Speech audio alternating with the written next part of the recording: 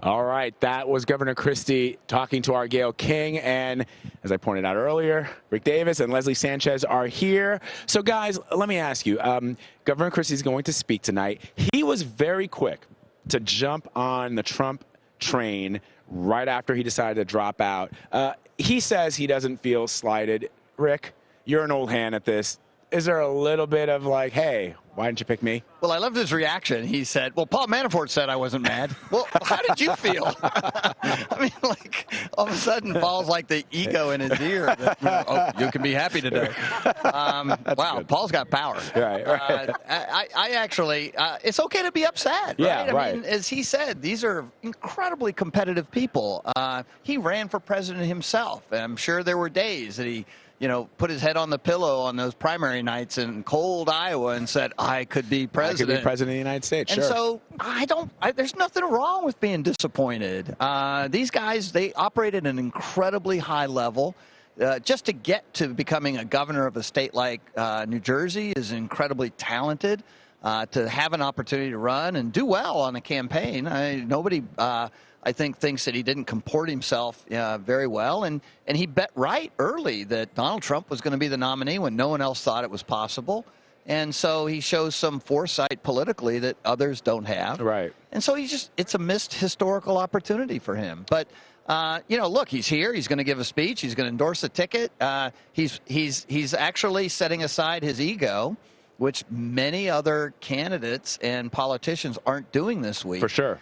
Who didn't attend the convention. And so I have nothing but praise for him. I think he's a good team player. Yeah, and that's, I think, what a lot of people are also taking away from this, Leslie, that he is putting aside his ego and coming, as he has been since the very beginning, since he decided to stop running for president, behind Donald Trump speaking tonight. So the optics are what they are.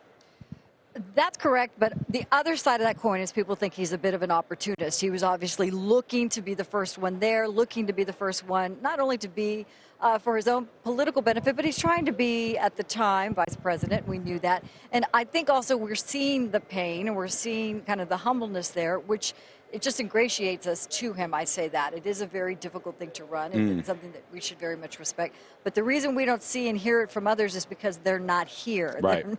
We don't see the bushes. Sure. We don't see, just a fleeting maybe Ted Cruz. You don't see Marco Rubio walking around. We certainly don't see Kasich. I mean, so the fact is there isn't a microphone in front of them asking them the same things because they still, for whatever reason, have chosen to distance themselves from this convention. But practically speaking, Rick, when you look at the other two that were being talked about as possible picks, Speaker Gingrich and Governor Christie, Mike Pence, looking at it just from a practical point of view and a political point of view, he makes the most sense of those three?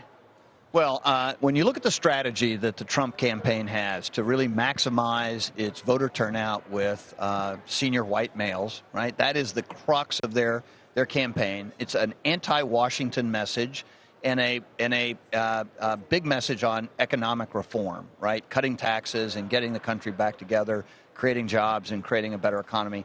Pence is like the perfect pick. He's a poster child for that. He's not a Washington guy. He's a governor, as Chris Christie pointed out in your segment. He's glad he's got a governor. They do represent outside the Beltway mentality. He demographically fits perfectly into the sort of, white, over 50, male, Midwestern voter. And he's got a long history of creating economic progress through tax cuts and economic reform. So I can't imagine, actually, a guy who fits the strategy they have better than Governor Pence. I just heard somebody reciting the opening lines to the Gettysburg Address. So if you hear that microphone, it might get a little loud in here. I just want our viewers to know. So, Leslie, here's another question. I'm glad to hear Abraham Lincoln has made a showing at this convention. Yeah, Kasich's not here, Rubio's not here, but Abe Lincoln's spirit lives on here at the Party of Lincoln. Let me ask you, Leslie, one of the things that I think a lot of people are curious about also is when you look at Gingrich and when you look at Christie and then you look at Mike Pence, yes, Mike Pence has a lot of qualities that the other two don't, but Mike Pence was also somebody when he was in Congress who was, people have called him a little bit obstinate. His job wasn't, he didn't pass a lot of bills. He sort of blocked a lot of legislation.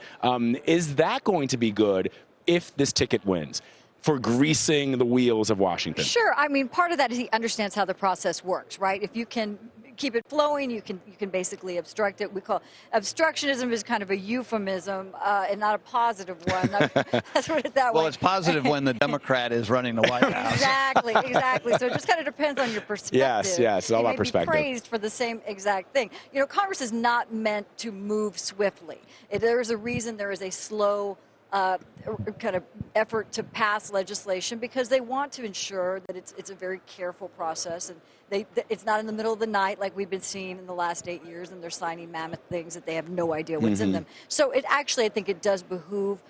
It would behoove the Trump administration. And I think also to bookend that, if you have Governor Christie, who's actually somebody who can look to reach across the aisle, somebody to really think about what an administration, a cabinet could look like. Because the president is only as effective as that initial 2 years of getting kind of the efficacy of government, of being able to work back and forth with Washington. And we've seen numerous examples of that failing in that first 2 years, and they tend to lose the House, they lose seats. Right. So there's a lot of ramifications to getting this right.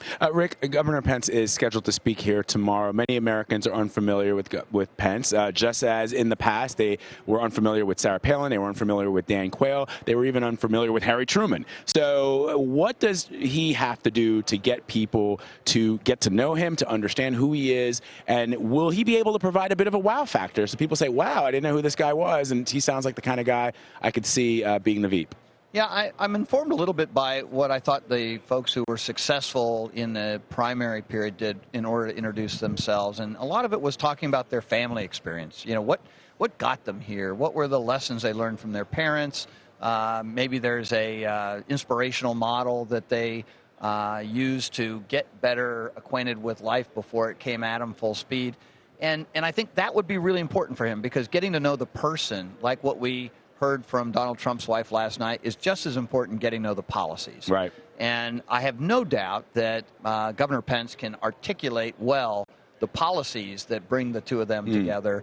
But the question is, how does he introduce himself personally to the American public?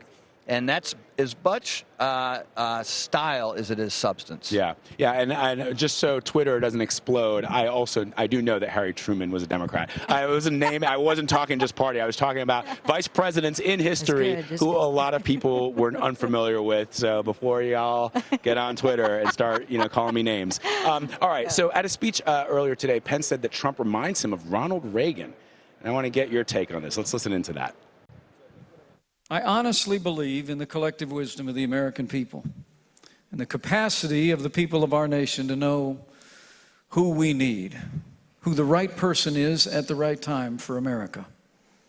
It happened in 1980 when Ronald Reagan was chosen that we had a man like our nominee this year who, although he had achieved great heights in his own career, never lost touch with everyday Americans. To be around our nominee, as I had the privilege to be, not on the campaign trail, but out among his associates, people that he's employed for years, and among his family. I have a sense of this man. I have a sense of his heart. I have a sense of his hands-on style of leadership. And for all the world, he reminds me of Ronald Reagan. Ronald Reagan achieved great things in his life and his career. A movie star, a celebrity, a governor of the great state of California, but he never lost the common touch, did he? I'm really intrigued by this, Rick and Leslie, because on one hand, I can see perhaps the analogy in the sense that Donald Trump is considered to be tough, and he's a tough businessman, and he's a great negotiator. Reagan was tough when he had to be. He was a great negotiator, but he was also a great compromiser, and he was really a man of the people. I mean, a lot of people will say that Ronald Reagan, whether or not, if you were Tip O'Neill, who was then Speaker of the House, who was as far away, politically speaking, from Ronald Reagan as possible, that those two men could have a conversation, they can enjoy beer together. You get the same sense from Donald Trump? Yeah, Reagan clearly had the common touch, even though he didn't come from a career that would have put him in touch with blue-collar workers and people like that. He was able to connect with them. He was a great communicator. I think that what Governor Pence was referring to is that Donald Trump has been able to plug into a vein in there, not the optimism that Ronald Reagan talks so much about, but I think the fear that exists now. And that's a sign of our times more than a sense of how you connect with people. And so Trump has done an exceptional job with that. He did better than any other leader of the Republican Party who was running for the nomination. Arguably much better than Hillary Clinton has been able to connect with people. It's not her sort of place, right, in politics. She's incredibly well-versed on issues and policies and a great debater, but no one's ever accused her of having the common touch. And so I think there's a legitimate connection there. Having served in the Reagan White House and been one of his campaign aides, it's always hard for me to compare anybody to Ronald Reagan. But I think in the context that Governor Pence put it, I thought it was very appropriate. There's another side to that, too. If we think about when he was running for president, Vlad, you and I have talked about this. He was named that B-list actor. Yes. People talked about voodoo economics. He's going to destroy the country. Right. We're going to get his finger on the button. He's going to go to war. And all those different things. And a lot of pejoratives used around him. And its candidacy was not taken seriously by Washington until that third week of September. He broke late, and then that was really when you saw this. So there are similarities. You've talked to a lot of pollsters. They'll say that is probably the frightening part. Right. Early on, they would say that was what concerned them, but now a lot of that is coming to fruition. So I think, again, he was underestimated.